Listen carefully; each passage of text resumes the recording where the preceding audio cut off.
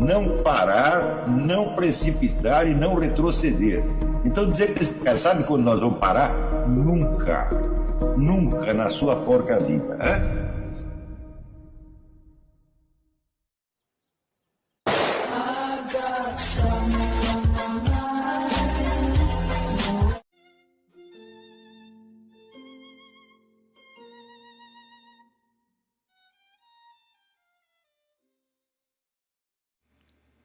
E aí pessoal, tranquilo? Então vem aqui antes do vídeo começar, pedir para vocês se inscreverem, quem não for inscrito, compartilhar, curtir, comentar. Quem puder seja membro do canal, que isso ajuda bastante. Tem também o link do Apoia-se. Quem puder ajudar nosso canal e apoiar financeiramente vai ser muito bem-vindo. Mas o mais importante é transmitir o conteúdo e os conhecimentos do professor Olavo de Carvalho para mais e mais brasileiros. Então compartilhe e ajude aí nossa causa. Muito obrigado a todos os membros, apoiadores do canal. Fico muito feliz. Tenho certeza que a gente está no caminho certo. Então fiquem com o vídeo e até mais. Valeu! Se você disser, por exemplo, no caso de homicídio, né? O que é o homicídio? O homicídio consiste em você fazer para um sujeito o mais irreversível dos males. Não é isso? Bom, então, se você rouba o dinheiro dele, você pode devolver, tá certo? Se você leva embora a mulher dele, ela pode voltar para ele. E tem uma série de males que são, de algum modo, são reversíveis. Mas se você o mata, você não pode devolver a vida. Não é assim? Então, esta relação, vamos dizer, entre o ato e a irreversibilidade, o ato mau e a irreversibilidade da sua consequência está presente em todo homicídio que acontece. E ele só é um homicídio por causa disso. Se você tivesse o poder de fazer o sujeito reviver, você jamais seria acusado de homicídio. Você matava o camarada e o ressuscitava 1000 vezes. Daí quando te acusavam de homicídio, falavam, não, peraí, ó, o fulano aí está vivo. Esta irreversibilidade, ela está presente em todo e qualquer homicídio. E ele só é um homicídio porque ele tem essa estrutura. Então, você não pode fazer um raciocínio nominalista e dizer, não, a estrutura não existe, só existe o homicídio singular. Não, porque vamos dizer, a impossibilidade de reviver a vítima está presente em todo e qualquer homicídio. Ela não é apenas, vamos dizer, um nome genérico que você dá a uma série de acontecimentos singulares. Não é. Ela é um limite da própria realidade. É por isso que o nominalismo está errado, entendeu? Nunca pode aceitar a objeção nominalista, que diz que esses conceitos gerais são apenas construções mentais que você fez em cima da realidade, porque o que essas construções expressam são limites intransponíveis da realidade. Agora, o nominalista faz essa confusão porque ele confunde o modo de existência dos entes, tá certo, com o modo de existência dos limites que definem esses entes. Ele está confundindo, por assim dizer, vamos dizer,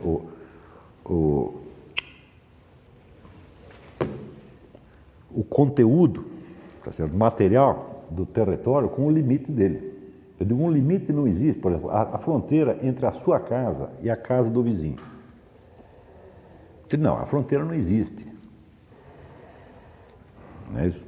É apenas uma invenção nossa. Eu digo, não, não é. Porque tem coisas que você não pode fazer do lado de lá. É um limite real. Ele não existe fisicamente. Você não pode. Qual é a espessura da fronteira? A fronteira não tem espessura. Se não tem espessura, não mede nada. Mas a fronteira não é um pedaço do território. A fronteira é o limite entre dois corpos de possibilidade de ação. Aqui eu posso fazer isso, ali eu não posso. E esse limite é imposto materialmente. Está compreendendo? Como é que você vai dizer que isso não existe, que isso é apenas uma construção mental? Fala, claro que não. E note que eu estou dando um exemplo de uma diferença construída mentalmente pelo ser humano. Ele constrói, nós determinamos a fronteira. Ela não existe naturalmente, você inventa. Mas depois que você inventa, ela existe. Agora, muito mais reais, vamos dizer, são os limites que existem por si mesmos. Está entendendo? Por exemplo, o limite entre duas espécies animais. Faça você o que fizer, tá certo? As cadelas não vão começar a parir gatos. Mas não vai mesmo, você está entendendo? Então você quer dizer, bom, peraí, a espécie cão é só um esquema mental que eu fiz para agrupar os entes assim. Se fosse um esquema mental meu, isso não limitaria as possibilidades do próprio cão. Está compreendendo? Não é porque eu o chamei de cão que ele não pode agir como gato. Não é porque eu a chamo de cadela que ela não pode parir um gato. É porque ela é a cadela e não a gata, tá entendendo? Então ela não tem essa possibilidade. Então, quando nós partimos, vamos dizer, da nomeação dos entes singulares, vamos dizer, na narrativa, descrição dos entes singulares, para a expressão das relações que existem entre eles, nós passamos, vamos dizer, do mundo do dado, do mundo dos fatos, tá certo? Para um mundo da possibilidade, portanto, da impossibilidade também. Tá certo? E este mundo, na verdade, às vezes, ele é mais duro, mais resistente até do que o mundo real. Está compreendendo? Às vezes, dentro do mundo real, você tem uma certa margem de manobra, mas quando entra no possível e no impossível, você tem limites intransponíveis. O conceito das espécies não é formado por indução. Ele é formado por uma transposição do mundo empírico, da realidade dada, tá certo? Para o mundo da possibilidade.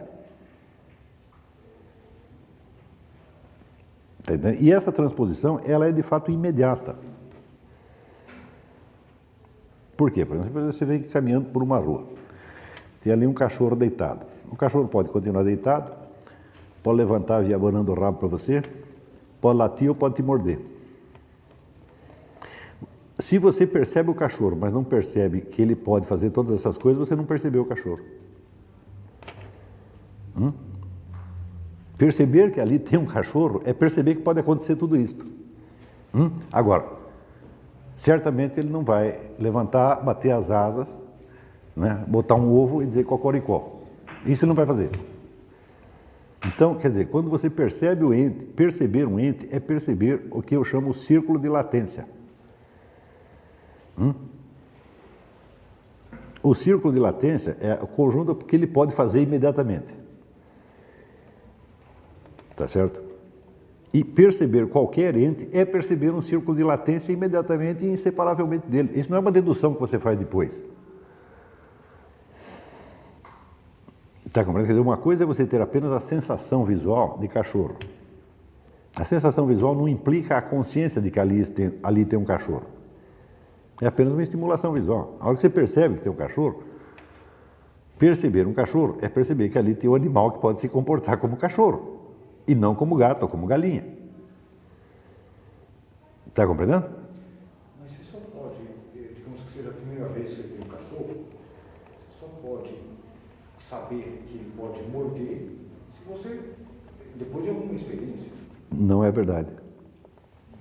Por exemplo, Porque algumas das possibilidades dele, não todas, evidentemente, para você perceber todas as possibilidades do cachorro, você precisa ter observado pelo menos um cachorro durante muito tempo, mas algumas das possibilidades dele estão dadas imediatamente na sua forma.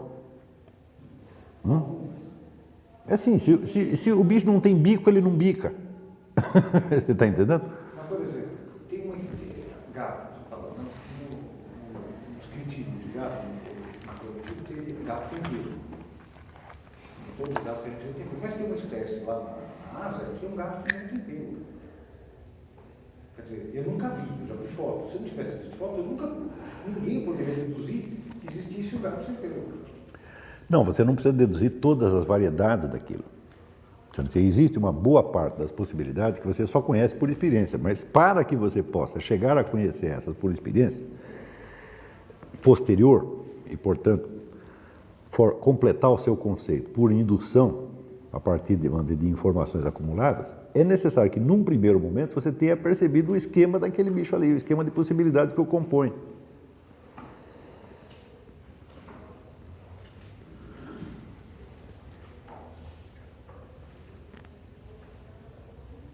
Então, assim, se o bicho não tem bico, ele não bica. Se ele não tem dente, ele não morde.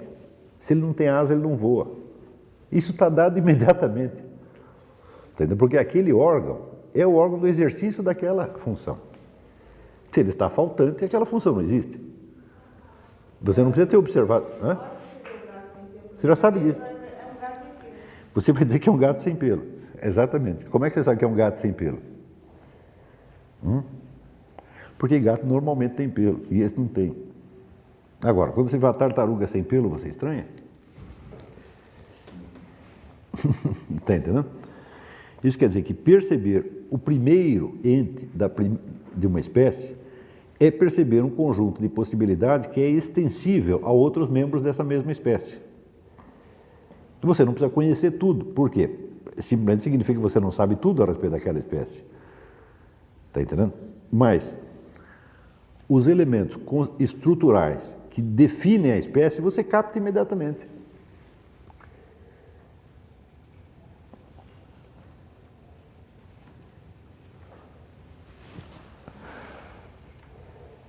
Se você não fizesse isso com a primeira, não adiantava dar um segundo, um terceiro, um quarto, um quinto.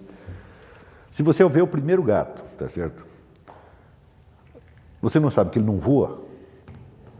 Você pode ver bilhões de gatos. No máximo que você vai dizer, olha, até agora não voaram, mas isso não impede que o próximo voe. Isso aqui não tem sentido que voa. Não, não é voa, ele pula. Mas ele tem asa, Ele plana. Nós sabemos que planar é possível, até para nós. Aliás, você plana necessariamente, né? Basta oferecer resistência ao ar, basta ocupar um lugar no espaço, você plana. O problema é saber a velocidade da queda, né? A velocidade do pouso, é esse o problema. Planar, todo mundo plana. Até a bola de chumbo você jogar, né?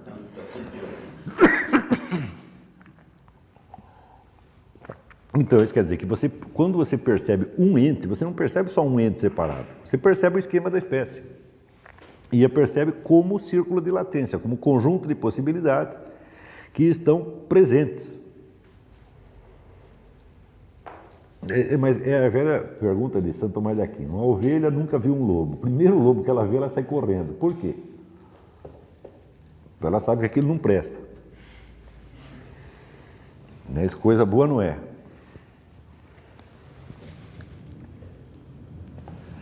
Então, por exemplo, isso aí é uma faculdade que os escolares chamavam estimativa. A estimativa é a avaliação do que pode acontecer. Tá certo? Acontece que a estimativa não é separada da percepção. Não é que você percebe uma coisa e depois... a estimativa não é o raciocínio. É para isso que eu inventei o conceito do círculo de latência. Quer dizer, a aparência do bicho está patente. Tá certo? Mas tem um círculo de latência que você percebe e que é dado na sua própria reação. Por exemplo, a reação de medo. De medo, de desejo, de curiosidade, etc, etc. Essa reação expressa um conjunto de conhecimentos que você tem a respeito daquele ente no primeiro momento que você o vê. Está entendendo? E se você examinar o conteúdo desta primeira experiência, o conteúdo cognitivo, quer dizer, o que eu percebi quando percebi o primeiro gato, por exemplo. Se você for capaz de descrever isso aqui, tá certo? Você terá o conceito da espécie. Você verá que você não percebeu aquele ente como um ente singular e irredutível, mas se percebeu como um tipo.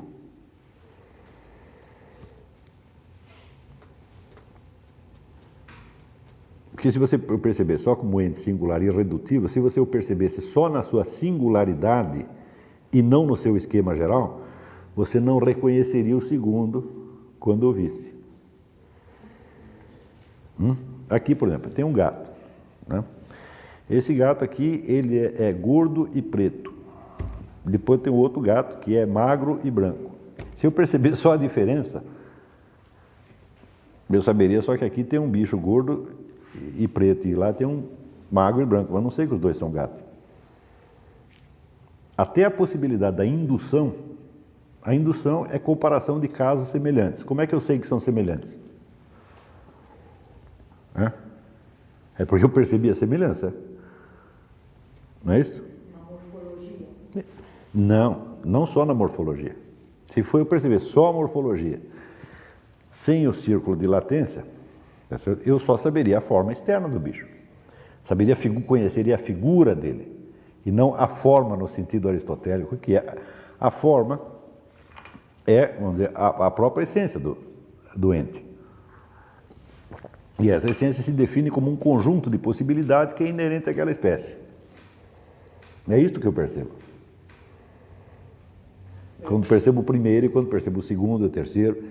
E é entre essas várias, vamos dizer, percepções integrais, vamos dizer, não só da figura, do recorte da figura, mas da forma no sentido aristotélico, forma como no sentido de fórmula.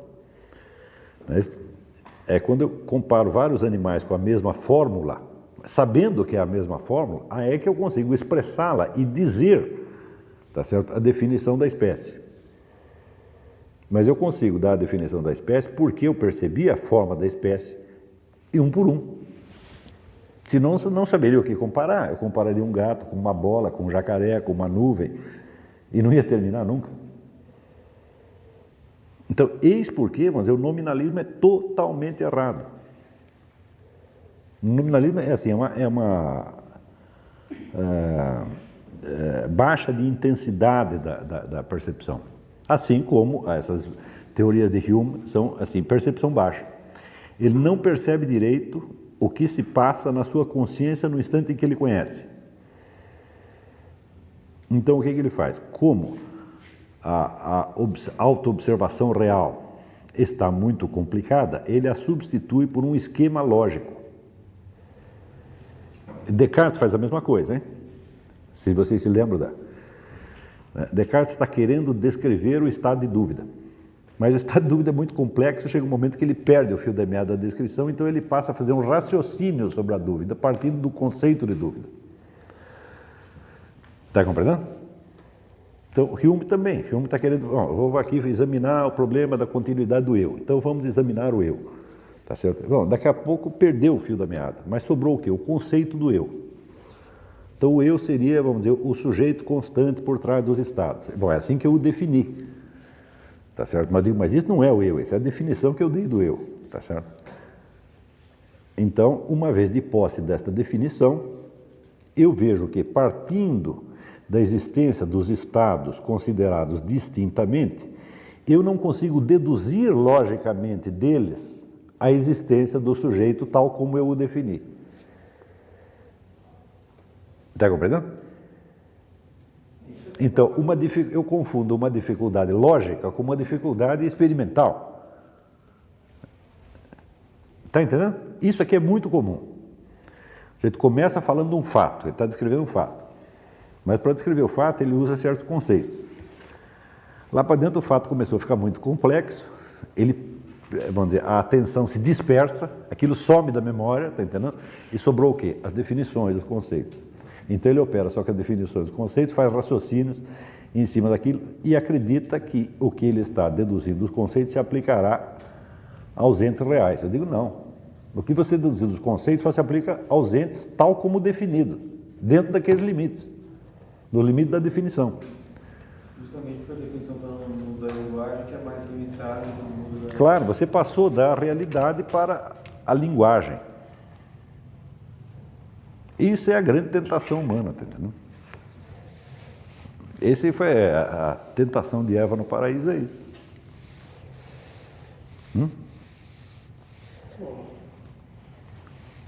Ué, não foi uma bela conversa que passou, não? O que a serpente tinha a não ser um discurso? Por um lado você tem, bom, está aqui o jardim, tem aqui as árvores, tem isso, mas aquilo, pá. Você fica aí dentro e vê se te comporta. Deus não chegou para ele dizer, olha, eu vou fazer um negócio para você aqui, entendeu? Eu vou fazer um jardim assim. Não foi isso que ele fez. Ele fez o jardim e botou os caras lá dentro, não é isso? E a serpente, o que fez? Chegou com o raciocínio, né? Não com fatos. Né? Até uma lógica. Então, quer dizer, a serpente estava operando apenas dentro do universo da linguagem. Então, uma das diferenças de Deus para o diabo é essa. Deus vai dar a realidade para a linguagem. E o diabo vai da linguagem para criar uma realidade a partir da linguagem.